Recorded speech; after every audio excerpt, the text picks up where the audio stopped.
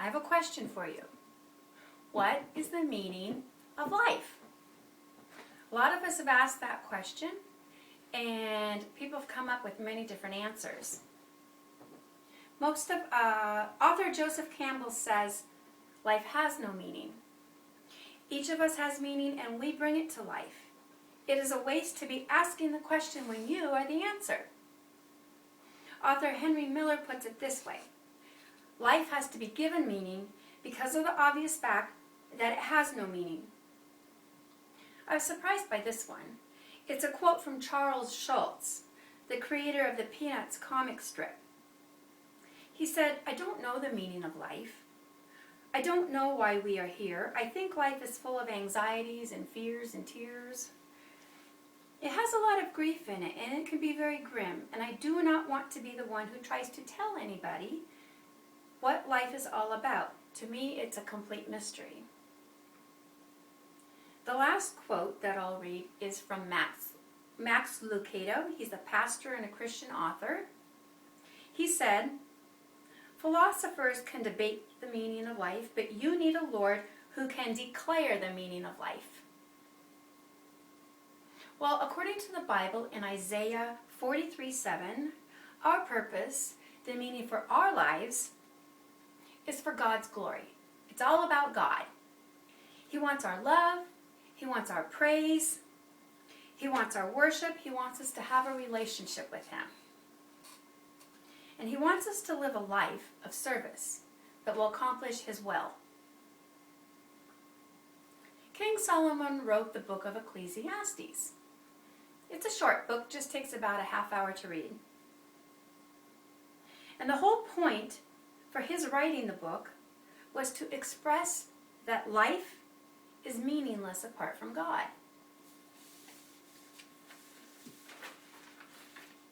At one time or another, everyone thinks, if only fill in the blank, then I would be so happy and my life would be so wonderful. If only I had a different job, a better house, a new car, more money. Well, Solomon began his book of Ecclesiastes by reflecting on his past and noting how much he had changed over the years. Like all of us, Solomon wanted to be happy, and he had it all. He had the different job. He was king of Israel. He had a better home. He lived in a palace. He acquired a lot of money in material possessions. Also, he had over 700 wives and 300 mistresses. I'm not quite sure why he thought that would make him happy. He realized that his life, despite all of these accomplishments and possessions, that it was absolutely meaningless. He wrote Ecclesiastes to warn others so that they could learn from his mistakes. Solomon said in chapter 1, "Everything is meaningless," says the teacher. It's completely meaningless. What do people get for all the hard work under the sun? Generations come and generations go, but the earth never changes. History merely repeats itself. It has all been done before. Nothing under the sun is actually new. Sometimes people say, here is something new, but actually it is old. Nothing is ever truly new. We don't remember what happened in the past, and in future generations, no one will remember what we're doing now. So, in the future, people probably won't remember what we've accomplished, and they won't be impressed with what we own. Like Solomon, we will discover that more money and more fame and more power won't actually make us happier. But the world tells us to demand happiness, to do all that we can to attain it, to make personal satisfaction our chief goal. Well, Solomon had attained everything that the world could offer. But as he reflected back on his life, he discovered that his power and his position, his wealth, and all his wives and his accomplishments never made him happy or brought real meaning to his life. The Bible contrasts the world's view. It says true happiness and meaning is when we live for God's glory. We can use our accomplishments and our possessions to please God. We can use them to be a witness for Jesus, to show compassion and hospitality. We can be generous with our money and use it to serve God and to help support Christian ministries that help people. When we use our stuff in ways that worship God, then we find true meaning and importance in what we have. Something else that Solomon wrote about were the several disappointments he had observed in the world, and he wondered why they had to exist. In chapters 3 and 4, he pointed out 6 apparent contradictions that he found in the world. The first one is that wickedness rules where justice should. He said in chapter 3, verse 16, in addition, I have also noticed that in this world you find wickedness where justice and right ought to be. And this is true for us too. Wickedness does rule where justice should. According to the International Justice Mission, 30 million people are currently being held and used as slaves. 2 million children are exploited through the commercial sex industry. Hundreds of millions of the poorest people in the developing world are being abused by corrupt police. The second contradiction that Solomon noticed is that people created in God's image end up dying just as the animals do. He wrote in chapter 3, verse 19 through 20, the same fate awaits human beings and animals alike. One dies just like the other. They are the same kind of creature. A human being is no better off than an animal because life has no meaning for either. They are both going to the same place, the dust. They both came from it, and they will both go back to it. And even today, when humans die, their bodies are still placed in the ground just like the animals. However, Jesus told us in the Bible, in John 3:16, that God loved the world, that he gave his only Son, Jesus, and whoever puts their trust in God's Son will not be lost, but will have life that lasts forever. So through this gift of God, we actually can be different from the animals. He's given us the opportunity to trust him and to live for an eternity with him. And I don't really know how it's going to work, but Jesus said it, and I believe it. The third contradiction of Solomon is that he found that no one comforts oppressed people. Chapter 4, verse 1. Then I looked again at all the injustice that goes on in the world. The oppressed were crying and no one would help them. No one would help them because their oppressors had power on their side. I find it unbelievable how many people in this world are oppressed and abused and persecuted. We even have oppressed people in our own communities and in our own churches.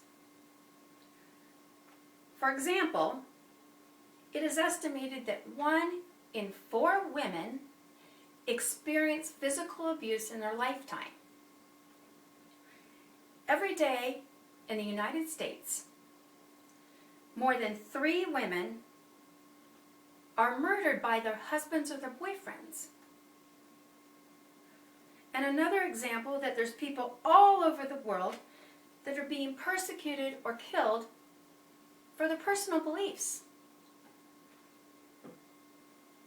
The fourth thing that Solomon said about the contradictions that he saw in the world is that the reason most of us work is because we envy what others have.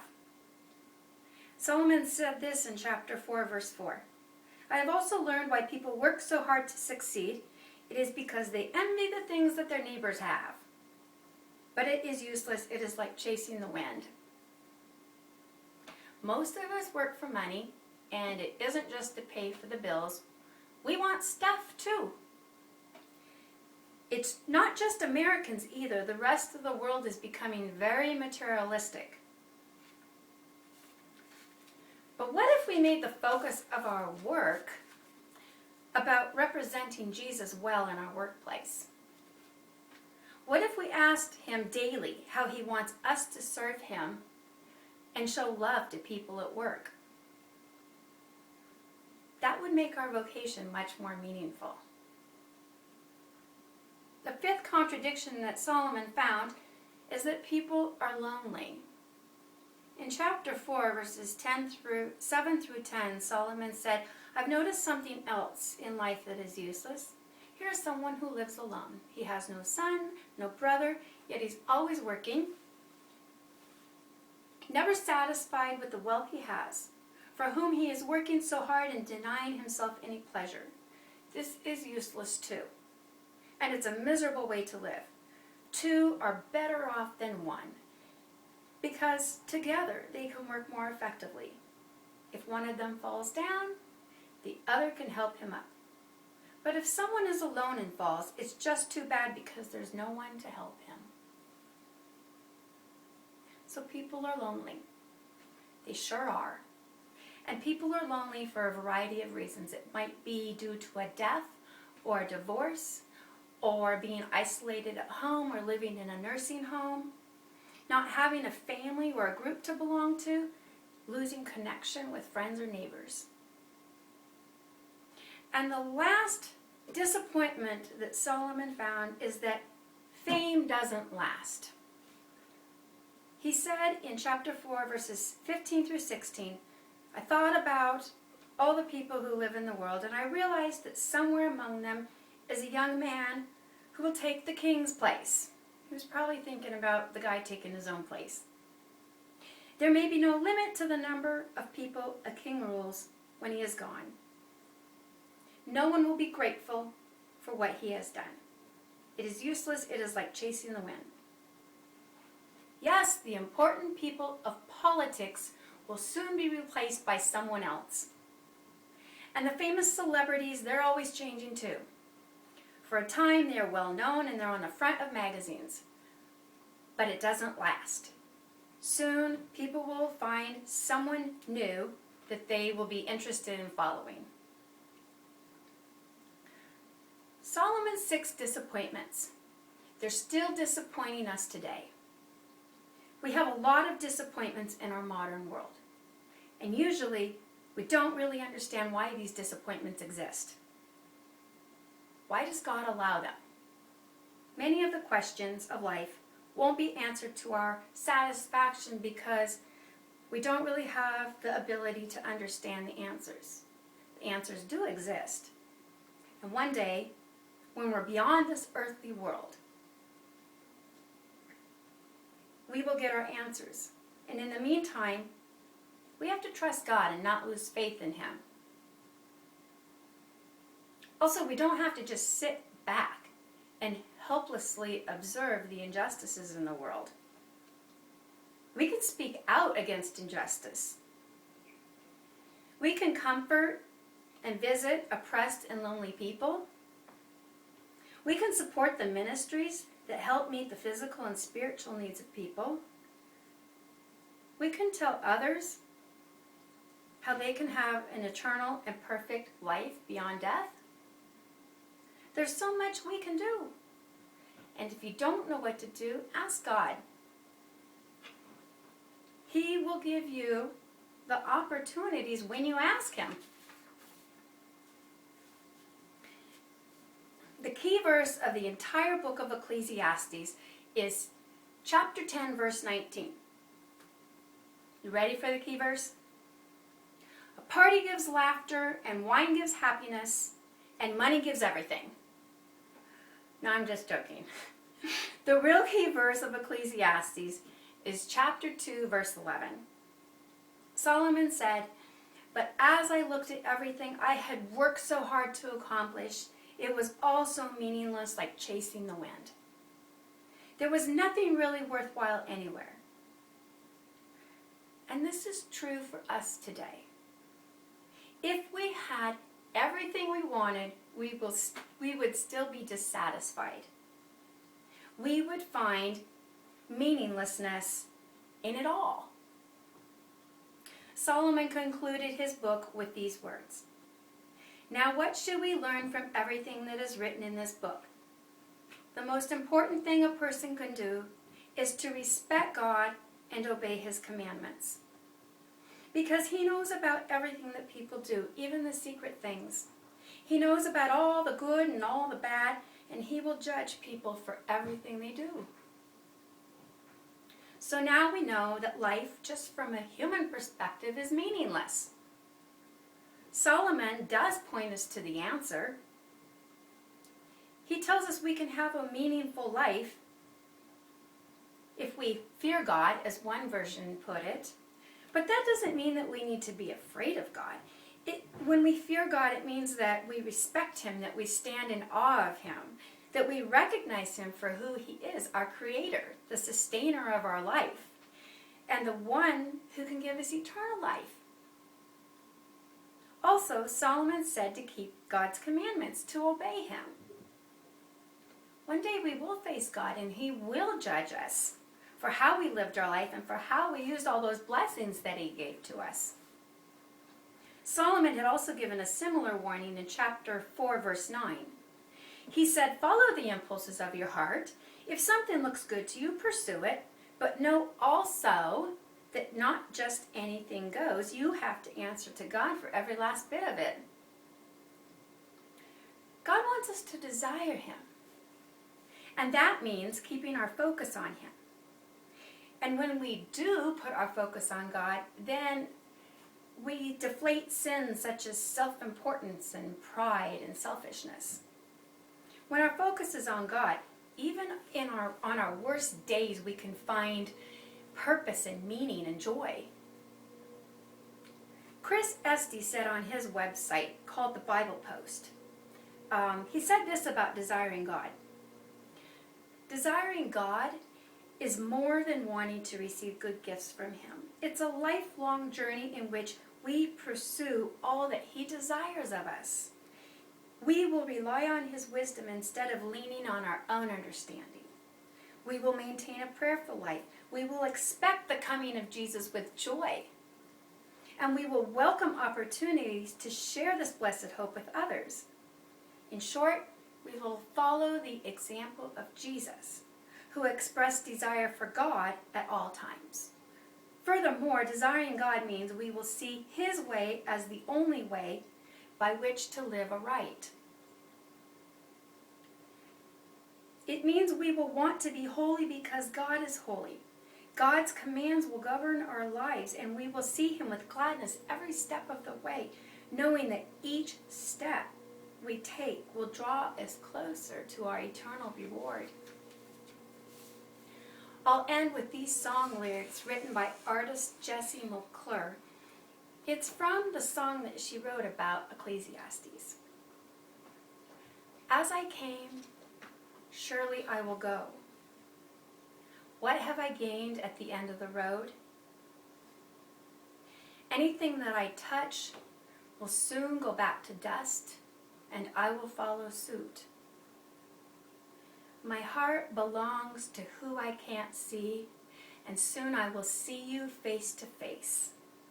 Looking in your eyes, I'm no longer chasing the wind. I'm chasing you. I encourage you to chase after God. Desire him. He is our only satisfaction. He is our true purpose. God is the meaning for our life.